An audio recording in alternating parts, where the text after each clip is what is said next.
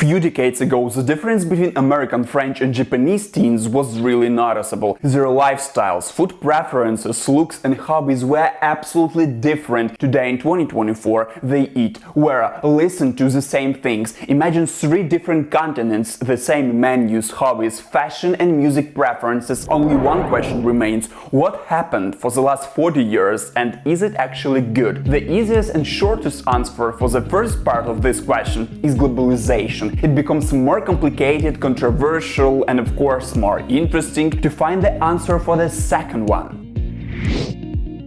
130 BC. Ancient Silk Road, winding through distant lands, connecting cultures and exchanging goods, a bustling highway of ideas and trade that sets the stage for a timeless concept we call globalization. Flash forward to today, where globalization isn't just a term, it's a force shaping our daily lives. But where it all began? The Silk Road was like the prototype of this global dance linking China and Europe. That's over 2000 years of humans realizing that they could achieve more together than apart. Fast forward again, and now we are in the era of modern globalization. It's not just about trading silk, it's about trading everything from ideas to technology. And get this, over the last 30 years, global trade has skyrocketed at a rate twice as fast as the overall world economy. The global export increased from $5 trillion in 1992 to $25 trillion in 2022. We are not just talking about crossing borders, we are talking about a turbocharged engine of interdependence. Guys, to be sure we are on the same page, we need somebody to explain what globalization actually is. What do you think about Dr. Brainy?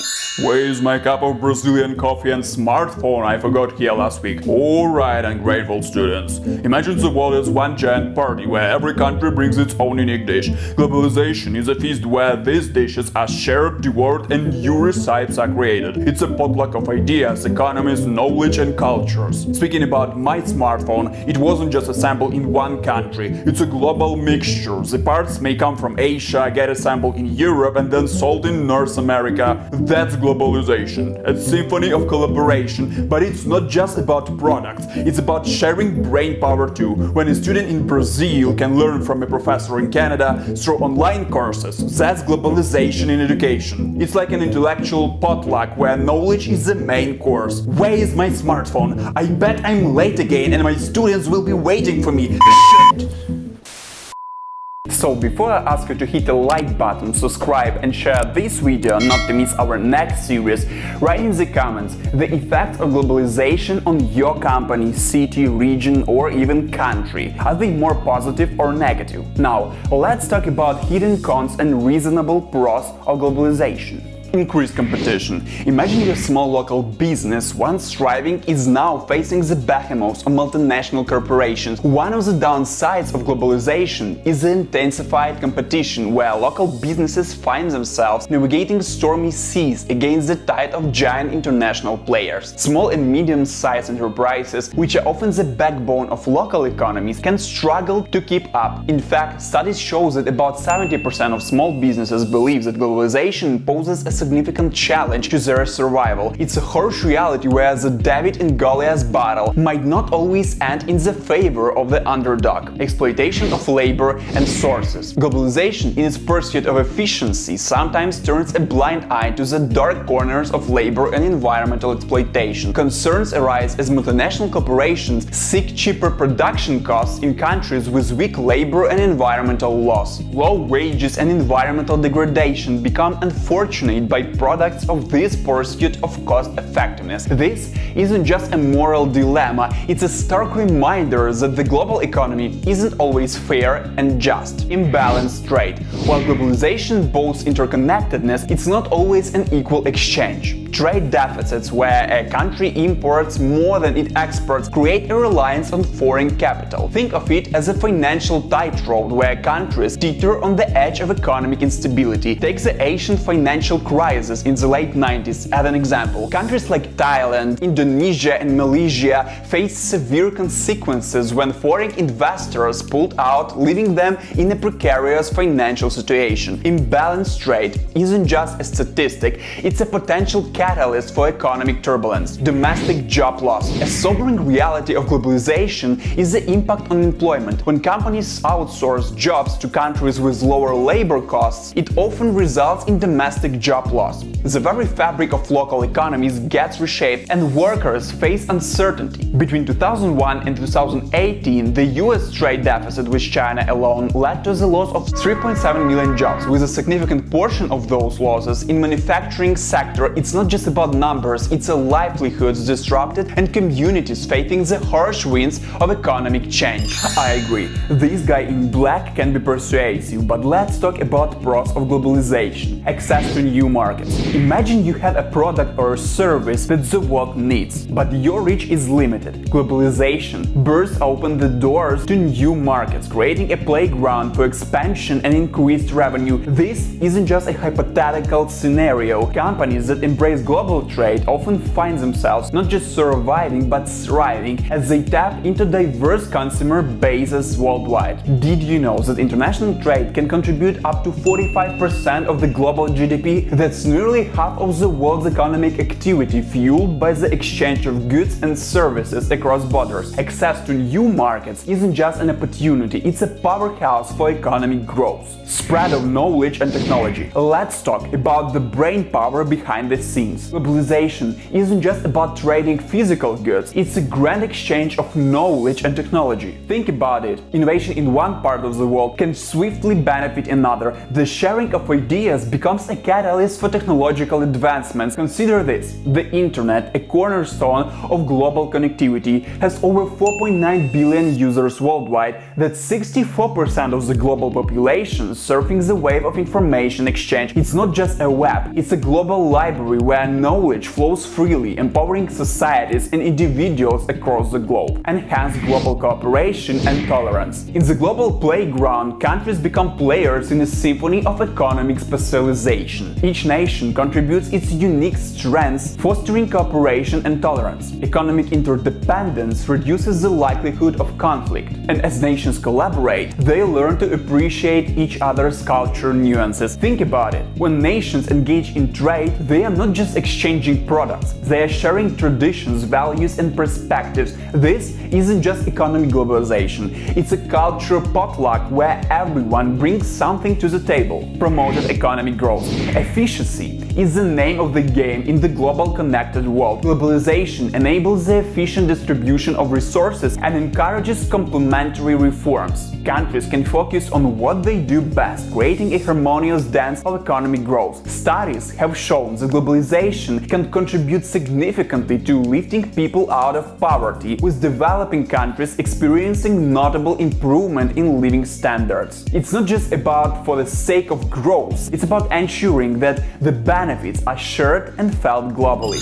The future of globalization unfolds at the intersection of economic imperatives, demographic shifts, and global challenges. The pulse of globalization beats with economic pragmatism. Post-pandemic trade figures showcase the resilience of global supply chains, contributing to 80% of the world's trade. Digitalization, the catalyst for efficiency, propels the interconnectedness of economies, making it 30% cheaper for firms to source supply chain globally. Comparative advantage, a cornerstone of economic theory, remains potent evident in the 40% share of the global GDP attributing to international trade. Demographic dynamics underscores the necessity for migration management. Consider this: 272 million migrants contribute 9% of the world's GDP. In a world where populations age unevenly, well-managed migration becomes a lifeline, boosting economies and bringing demographic disparities. The numbers tell a compelling story. Migration isn't just a societal shift,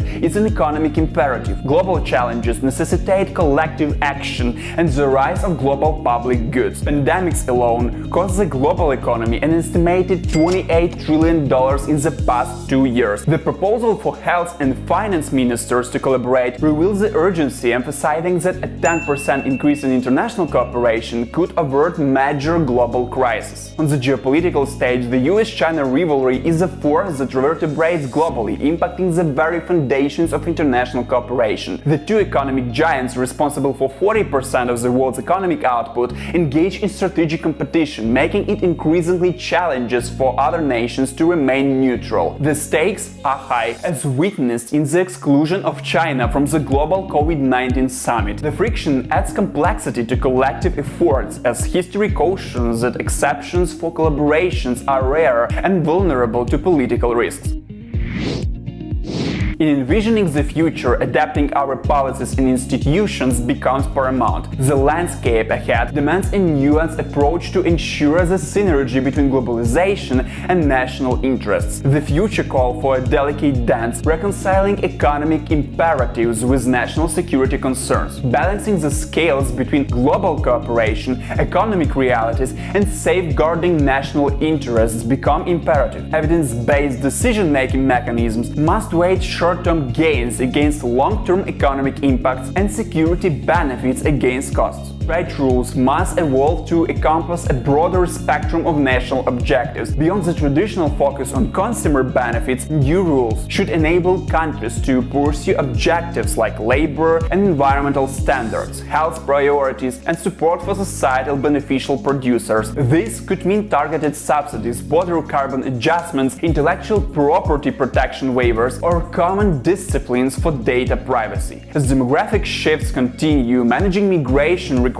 collective international action. New agreements and government structures are essential to share the short-term cost of migration for receiving countries. Strategies for integrating migrants into productive employment must be a global priority, acknowledging that progress may be more feasible at regional levels that can serve as models for broader global policies. Addressing global challenges demands a revamped governance structure. The fragmented governance seen in institutions like the G20 and individual IFIs falls short. The future beacons towards new, workable structures that bring together all actors needed for effective responses for global public goods challenges. This includes proposals like a body uniting health and finance ministers for regular pandemic preparedness reviews.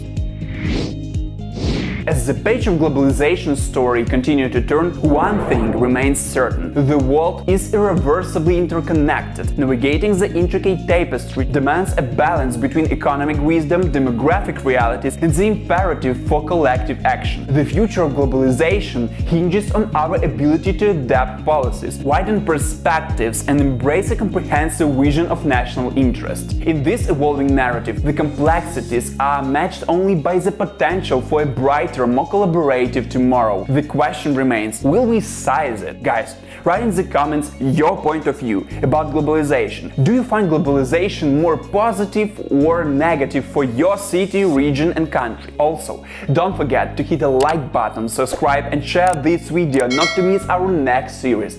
See you very soon.